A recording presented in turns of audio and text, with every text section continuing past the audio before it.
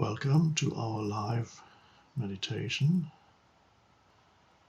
We're not going to do a technique-based meditation here, but a more natural, spontaneous meditation. So allow me to just talk you into, so to speak, the meditative state of consciousness.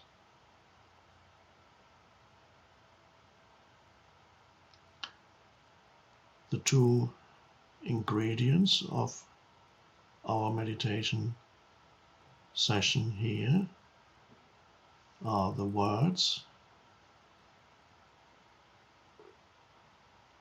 and the spaces between the words.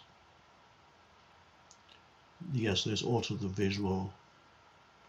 You see the image on the screen.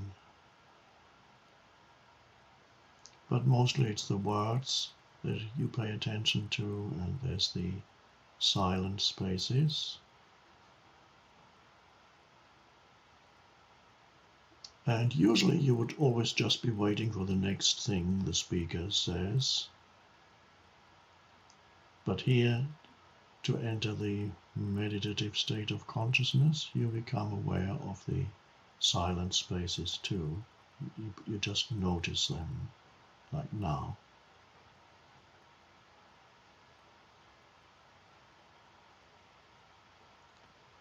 And you may notice that when you notice the silent spaces, for that moment, your mind also becomes silent. In other words, there is a brief cessation of thinking without loss of consciousness, like now.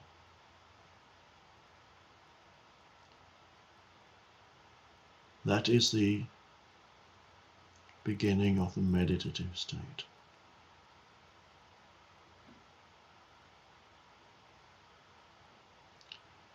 And it may come as a surprise to some of you that although you probably think continuously every moment, almost every moment of your waking life, it doesn't have to be like that.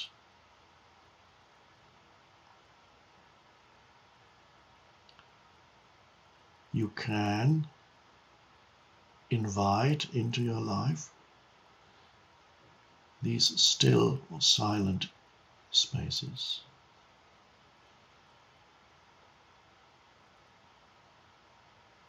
In fact, it's absolutely vital, essential for any human to have some access to that inner stillness.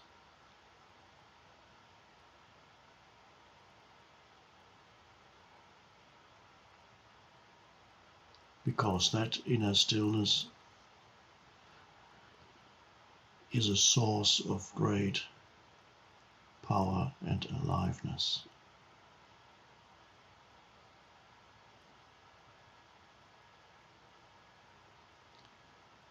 And it's also a place where you can sense the deeper feeling of being you.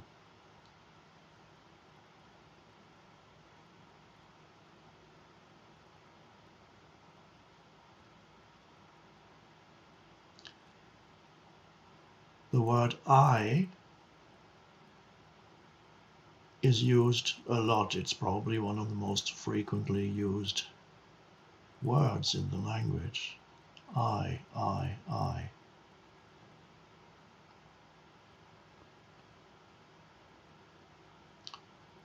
And usually it refers to yourself as a, let's say,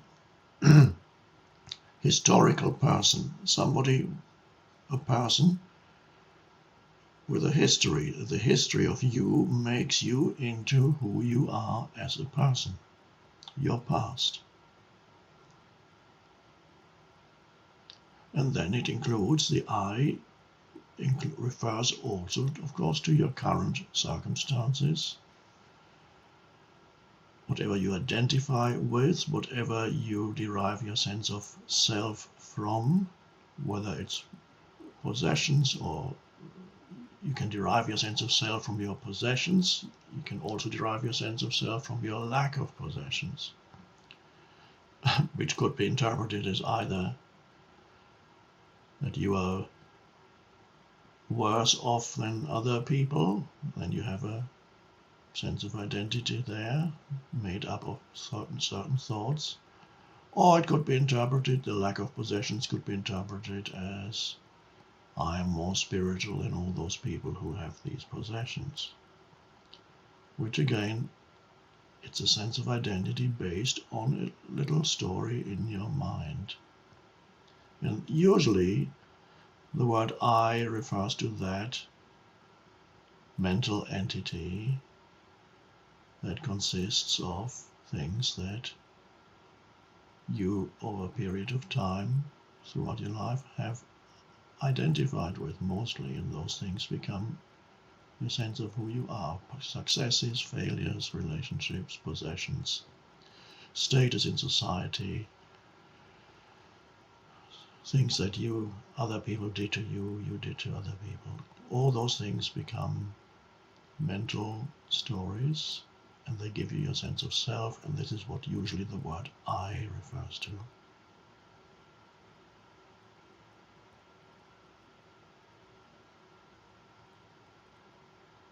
And most people don't realize that there can be a deeper meaning to I, a deeper sense of identity than one that consists of your personal history.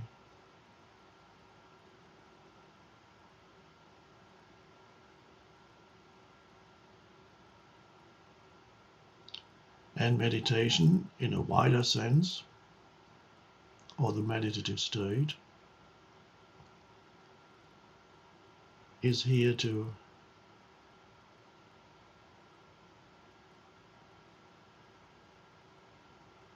help you realize that there's more to you than your personal history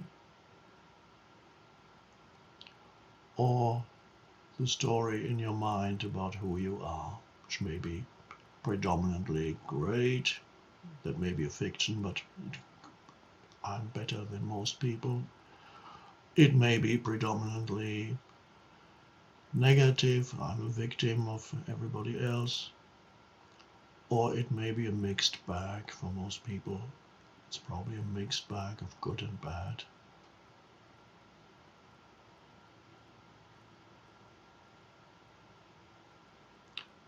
But if you never go beyond that sense of self, that's a very limited existence. But that kind of limited existence is normal.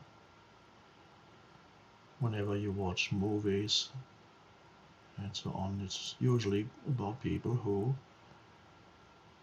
lead that kind of limited existence. Although there are some movies occasionally where you see a glimpse of something else. That's the spiritual dimension. That's going deeper within, as we're doing now.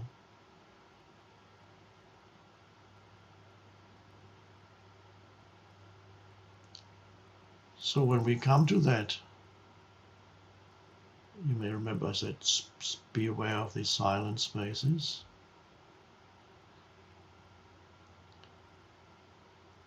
Even though they may be short.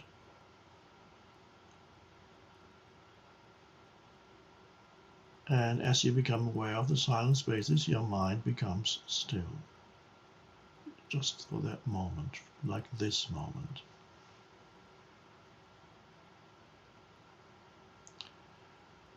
Your mind becomes still means, of course, there is a cessation, a stopping of thought.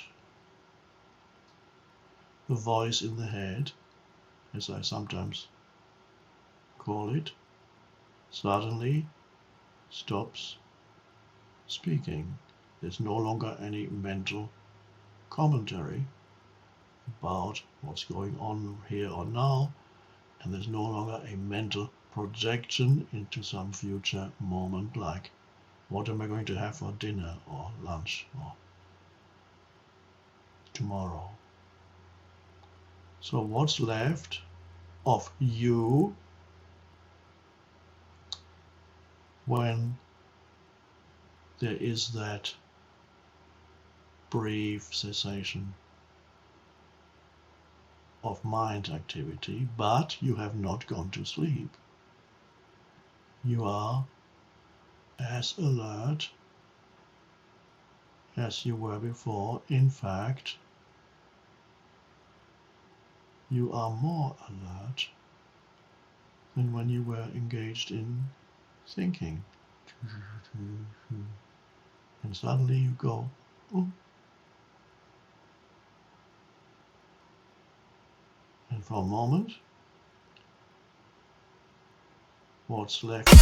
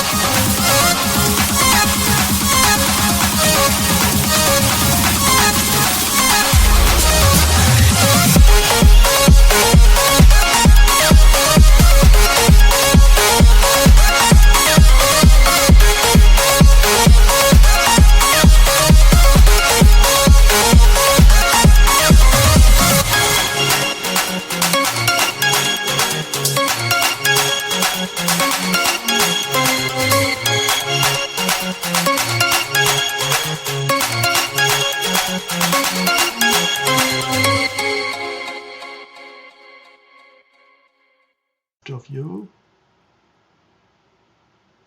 is that alert presence.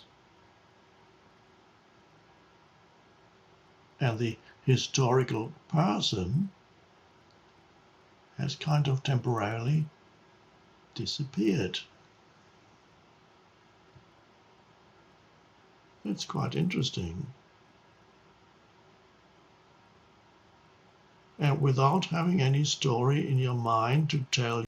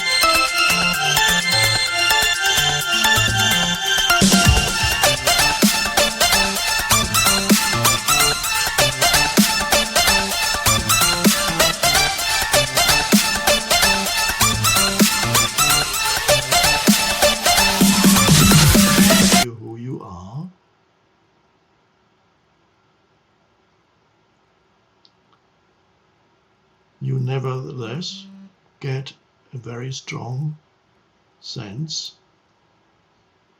of beingness or presence. You can sense that there is a presence. And of course that presence is perceiving through that presence is the background to your sense perceptions. Right now you hear the voice, you see the image on the screen,